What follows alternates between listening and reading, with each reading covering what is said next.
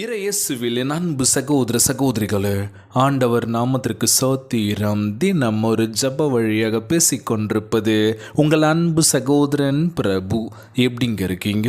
இன்றைய நாள் எப்படிங்க போச்சு? உங்களுக்கு மகிழ்ச்சியாக இருந்தீங்களா? எப்பவுமே சந்தோஷமாக இருங்க. நம் ஆண்டவராகிய இயேசு கிறிஸ்து நம் ஜபங்களை எல்லாம் கேட்டு நம் அனைவரையும் ஆசீர்வதிக்க போகிறாரு. நம் இல்லங்களுக்கு வர போகிறாரு. மகளே மகனே கலங்காத, உற்சாகமாறு, நான் இருக்கவங்க கூட தைரியமாக இருன்னு சொல்கிறது யார்? நம்ம ஏசப்பா.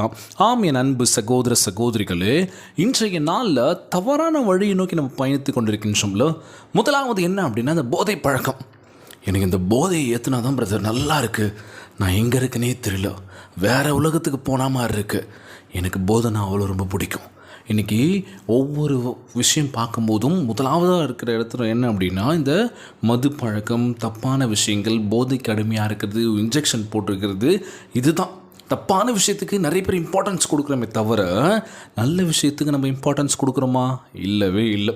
ஸோ இன்றைய நாள் ஜபம் தவறான பாதையை நோக்கி, தப்பான பழக்க வழக்கங்களை நோக்கி போயிட்டுருக்க ஒவ்வொரு இளைஞர்கள், இளம் பெண்களை ஆண்டவரே நீங்கள் திருத்தி கொண்டு வாங்கப்பா, அவங்க மனதில் புகுந்து அந்த எண்ணத்தில் அடி எடுங்கப்பான்னு சொல்லி ஜபிக்கலாமா? கேட்கலாம். முதலாவது எப்படி ஜபிக்கலாம் அவங்களுக்காக. ஏன் இதை சொல்கிறேன் அப்படின்னா, ரீசெண்டாக ஒரு விஷயம் படிக்கும் போது தாங்க கேள்விப்பட்டேன். சின்ன பசங்க, அதுவும் பொண்ணு, ஸோ சின்ன சின்ன பொண்ணுங்க, சின்ன சின்ன பசங்க போதைக்கு அடிமை. அந்த போதை ஏற்றலைன்னா அவ்வளோதான், ஐயோ எனக்கு வேணும்னு சொல்லி ஒரே அட்டகாசமாக. ஸோ இந்த மாதிரியாக இருந்தது, அதுலேருந்து வெளியே வரத்துக்கே முடியல. ஸோ இந்த போதை பழக்கங்கள்லாம் அடியோட ஒழிக்கணும்னு சொன்னாலும் ஏற்றுக்கவே மாட்டாங்க. இன்னொரு விஷயம் என்னென்னா, மது பழக்கத்தினால அடிமையாக இருக்காங்க பிரதர், அதுலேருந்து ஒரு விடுதலையான வாழ்க்கை கொடுங்க பிரதர் அப்படின்னு சொல்லி கேட்குறாங்க. ஒவ்வொரு நாளும் கேட்காத விஷயமே கிடையாது. ஏன் அப்படின்னா, இந்த மது பழக்கமாக இருக்கட்டும், இல்லை போதை பழக்கமாக இருக்கட்டும், நம்ம வாழ்க்கையை அழிச்சிடும் அப்படின்னு சொன்னால், பிரதர் நீங்கள் என்ன வேணால் சொல்லுங்களேன், நாங்கள் கேட்குறதா, இந்த காதில் வாங்கிட்டு அந்த காதில் விட்டுருவோம், அவ்வளோதான். நாளைக்கு அவ்வளோதான். எப்போ போல் கேட்டுட்டு ஒரு வைப்ரேஷன் இருக்கும், அதுக்கப்புறம் எங்கள் கால்கள் அங்கே தான் போகும், அந்த கடையை நோக்கி தான் போகும், அந்த இடத்த நோக்கி தான் போகும். ஏன்னா எனக்கு பிடிச்சிருக்கு, எனக்கு நான் அதுலேயே இருக்கேன், அதுலேயே ஊறிட்டேன், இதுலேருந்து வெளியே வர முடியாது அப்படின்னு சொல்லி இனி எத்தனை பேர் தவிக்கிறீங்களோ? எதுக்கு தான் நான் அந்த விஷயம் கற்றுக்கிட்டேன்னு தெரியல. மனசு சரியில்லைனா குடிப்பேன், சந்தோஷமாக இருந்தால் குடிப்பேன், எல்லாமே எது நடந்தாலும் குடிப்பேன் பிரதர், காசு இருக்கா குடிப்பேன். ஸோ ரீசன் சொல்லுவாங்கள்ல குடிக்கிறதுக்கு. குடிக்காதீங்கன்னு சொன்னாலும் நமக்கு ஒரு அட்வைஸ் பண்ணுவாங்க, குடித்தா தான்ப்பா நல்லா இருக்குது, குடிக்கலனா ஐயோ அப்படின்ற மாதிரி சொல்லுவாங்க. ஸோ ஆண்டவரே, குடிக்கின்ற ஒவ்வொருவருக்காக ஜெபிக்கிறேன், அந்த குடிப்பழக்கத்துலேருந்து விடுதலையான ஒரு வாழ்க்கை கொடுங்க. அவங்க குடிக்கவே கூடாது ஆண்டவரே. குடிக்கின்ற ஒவ்வொரு குடும்பங்களை பார்த்தீங்கன்னா தெரியும், எவ்வளோ பிரச்சனை, எவ்வளோ சண்டைகள், எவ்வளோ நடந்துகிட்ருக்குல்ல வாழ்க்கையில். ஐயோ ஆண்டவரே, ஏன் ஆண்டவரே இந்த நிலம் அப்படின்னு சொல்லி இன்றைய நாள் ஜெபம் இந்த தப்பான விஷயத்தை நோக்கி ஓடுறது, தப்பான பழக்க வழக்கங்களை கற்றுக்கிறது, அதெல்லாம் வேணாம். நல்ல சிந்தனை கொடுங்கன்னு சொல்லி ஜெபிக்க போகிறோம். அடுத்ததான் விபத்து. கேள்விப்பட்டிருப்பீங்கன்னு நினைக்கிறேன், 5 பேர் இறந்துட்டாங்க குழந்தையோடு சேர்த்து. ஸோ பஸ்ஸு வேன் நினைக்கிறேன், பைக்கில் போயிட்டு இருந்தவங்க இடித்து அவ்வளோதான், ஸ்பாட் அவுட்டு. என்னடா இது அப்படின்ற மாதிரி இருக்குது. ஸோ பைக்கோ இல்லை காரோ வேனோ ஓட்டுறீங்களோ கொஞ்சம் நிதானமாக போங்க, அவசரம் இல்லைங்க. ஸோ நம்ம பொறுமையாக போனாலும் எதிர்க்க வரோம் எப்படி வருவானே தெரியாது. ஸோ வேகம் வேணாம், எதுவும் வேணான்னா நம்ம என்ன பண்ணோம், பொறுமையாக நிதானமாக போயிட்டு இப்போ நிதானமாக வரலாம், அர்ஜென்ட் இல்லை. ஸோ யாரும் நம்ம தலையை சீவிட போகிறது இல்லை, ஏன் லேட்டாக வந்த, ஏன் இது பண்ணன்னு சொல்லி தூக்க போகிறது கிடையாது. நம்ம பொறுமையாக போய் நம்ம உயிரை நம்ம பார்த்துக்கணுங்க. நம்ம நம்பி நம்ம குடும்ப உறவுகள் எல்லாருமே இருக்காங்க.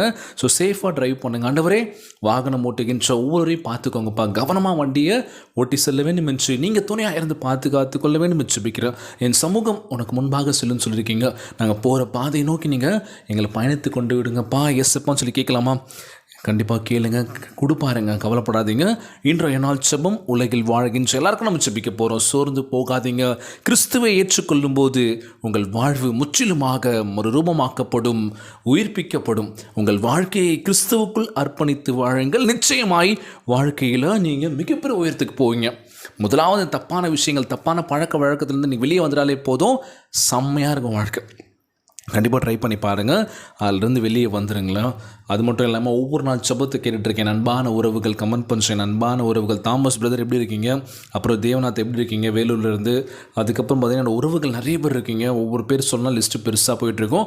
எல்லோரும் நல்லா இருக்கீங்க நான் நினைக்கிறேன். கண்டிப்பாக கமெண்ட் பண்ணுங்கள். உங்களுக்காகவும் உங்கள் குடும்பங்களுக்காக ஜெபிக்க நான் இருக்கேன். நம்ம ஜெபங்களெல்லாம் கேட்டு நம்மளை ஆசீர்வதிக்க நம்ம ஆண்டவராகிய இயேசு கிறிஸ்து நிச்சயமாக இருக்கின்றார், நம்ம கூட தாங்க இருக்கார். ஜெபியுங்கள். வாழ்க்கையில் இதை மட்டும் கண்டிப்பாக பண்ணுறேங்க. ஜெபம் ஒரு 5 நிமிஷம் எங்கே இருந்தாலும் பண்ணிவிட்டு ஒரு சில விஷயங்களை பண்ணி பாருங்கள்.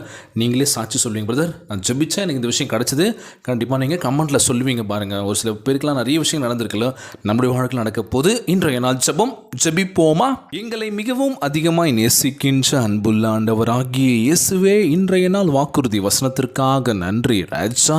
ஆண்டவரே, எல்லா பாவமும் பாவத்திற்கான இச்சையும் இயேசுவின் நாமத்தில் அகன்று போகட்டும். ஆண்டவரே, எல்லா அடிமைத்தனமும் என் ரத்தத்தையும் ஆவியையும் விட்டு விலகட்டும் அப்பா. ஆண்டவரே, எங்களை விடுவித்தருள வேண்டும் என்று ஜெபிக்கிறேன். இயேசப்பா, நாங்கள் போதை மருந்தை விட்டு விடும்போது பின் விளைவுகள் எதுவுமே இல்லாமல் காத்து கொள்ள வேண்டும் என்று ஜெபிக்கிறேன். ஆண்டவரே, உம்முடைய வல்லமையினால் எங்களை பலப்படுத்துங்க ராஜா. எங்களை உயிர்ப்பித்தருளும் தகப்பனே, எங்கள் வாழ்க்கையை வர்த்திக்க பண்ண வேண்டும் என்று கேட்கிறேன். இயேசப்பா, எங்கள் படிப்பையும் ஆசீர்வதியும், எங்கள் வேலையும் ஆசீர்வதியும், தொழிலையும் எங்களை ஆசீர்வதிக்க வேண்டும் என்று கேட்கிறேன். ஆண்டவரே, எங்கள் வாழ்க்கையை முன்னேற்றத்தின் பாதையில் கொண்டு செல்லுங்க வேண்டும் என்று கேட்கிறேன். இயேசப்பா, அதிகமாய் எங்களை கனப்படுத்துங்க ராஜா. எங்களுக்கு நல்ல ஒரு விஷயத்தை கொடுங்கப்பா. வாழ்க்கையில் உடல் தெம்பையும் வலிமையை தர வேண்டும் என்று கேட்கிறேன். ஆண்டவரே, சமாதானத்தை தந்தரல வேண்டும் என்று கேட்கிறேன். இயேசப்பா, இந்த ஜெபத்தை கேட்டுக்கொண்டிருக்கின்ற அன்பு சகோதர சகோதரிகள், என் அன்பான உறவுகள் எல்லோரையும் பார்த்துக்கோங்கப்பா. எல்லாரும் நல்லா இருக்கணும் ஆண்டவரே. நல்ல சிந்தனையும் நல்ல உடல் வலிமையை தர வேண்டும் என்று கேட்கிறேன். ஆண்டவரே, நோய் நொடியினால் அவதிப்பட்டு கொண்டிருக்கின்ற ஒவ்வொரு சகோதர சகோதரிகளை உமது கரங்களால் தொடர்ந்து அகற்றி போடுவீராக. உம்மால் கூடாத காரியம் ஒன்றுமில்லை. இயேசப்பா, ஒவ்வொருவரையும் பார்த்துக்கோங்கப்பா. ஒவ்வொரு குழந்தை செல்வங்களையும் ஆசீர்வதிங்க. உடல் தெம்பையும் வலிமையை தர வேண்டும் என்று கேட்கிறேன். ஆண்டவரே, எல்லோரையும் பார்த்துக்கோங்கப்பா.